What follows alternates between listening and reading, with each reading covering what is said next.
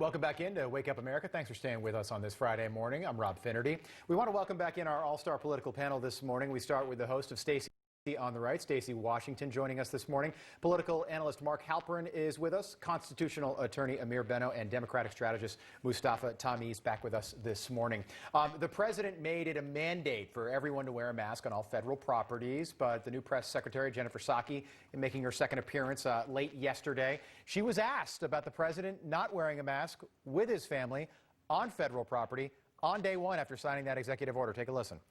I think, Steve, he was celebrating an evening of a historic day in our country, and certainly he signed the mask mandate because it's a way to send a message to the American public about the importance of wearing masks, how it can save tens of thousands of lives. We take a number of COVID precautions, as you know here, in terms of testing, social distancing, mask wearing ourselves, as we do every single day, but I don't know that I have more for you on it than that.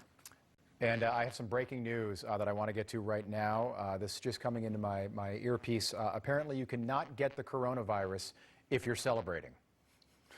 Let that be known. Mark, we'll start with you. French Laundry. Yeah, no, you can't get it at French Laundry either. Gavin Newsom said you cannot get it when you're eating. I just would ask Democrats who spent 4 years complaining about the way the White House podium briefing in the briefing room was used by press secretaries to watch that and ask if this represents a change from the practices you criticized for 4 years. Just ask yourself that question. Stacey, your thoughts?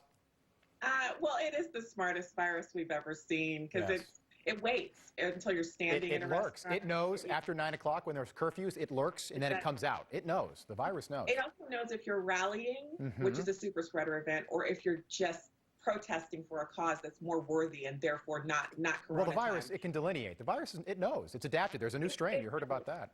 I've just been impressed with it because it comes from China, and the Chinese are notorious for being good at electronics and building things and having these amazing factories where they can turn out millions and millions of things in like a week, at math skills, engineering, technology, and also producing viruses that are smarter than all of us. But I got to say, it was so perfect for me that he was out with his family at the Lincoln Memorial, where I have been so many times. I grew up part of my childhood in Washington, D.C., and I tell you what, he was there with his family. The masks were off. They were smiling for pictures, and I didn't have a problem with it. My problem was earlier in the day when he signed the executive order, because most of the country is already under some form of a mask mandate in some location. So it was unneeded. It was virtue signaling, and it's just it portends what's to come. The guy is going to do things that it's like, oh, this looks so fantastic. This is the virtue that I have.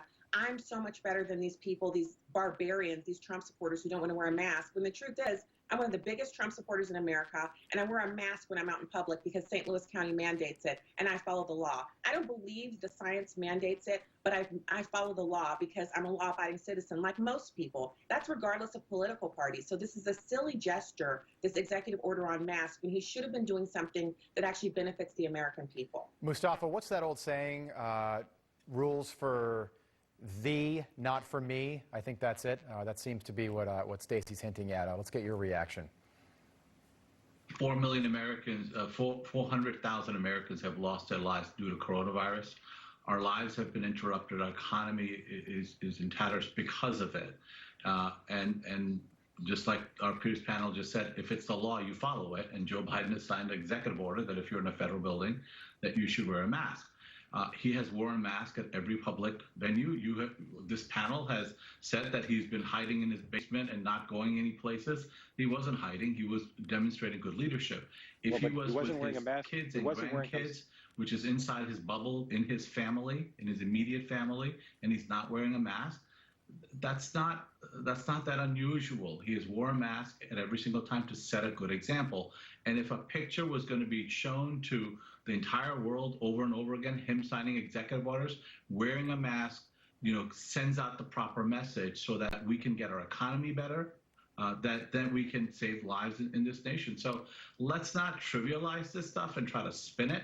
Joe Biden has consistently asked people to wear a mask at every chance he's gotten, and everybody's criticized for him, but he continues to do it because it's the right thing to do. Amir, go ahead and jump why in. didn't he wear a mask? But then why didn't he wear a mask the other night when he was on a federal property? Yeah, by the way, he was a private citizen and a candidate before that. He was in his family bubble. And so it's like, again, we keep trying to spin this, but at the end of the day, he's done the right thing to save American lives. There's nothing in the executive order. There's nothing in the executive order about being in your family bubble or celebrating.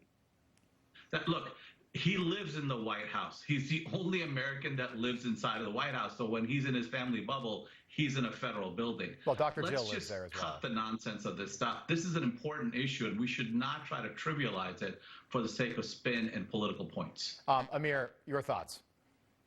Yeah, I think simply the fact is he's sending a message that the federal government is going to invade every aspect of our lives, things that are being appropriately addressed by our state and local governments, whether you agree with them or not, whether there's curfews or shutdowns or mask mandates.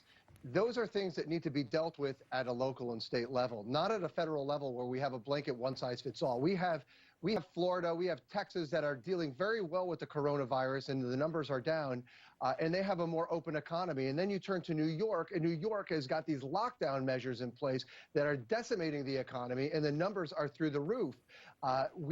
Leave it to the states to deal with their own way. Don't just apply a blanket one-size-fits-all federal mandate. And this is what he intends to do, not just with coronavirus, but with so many other things. All right, panel, thank you so much. Great conversation there. We will see you guys again at 8 o'clock sharp here on Wake Up America. Thank you.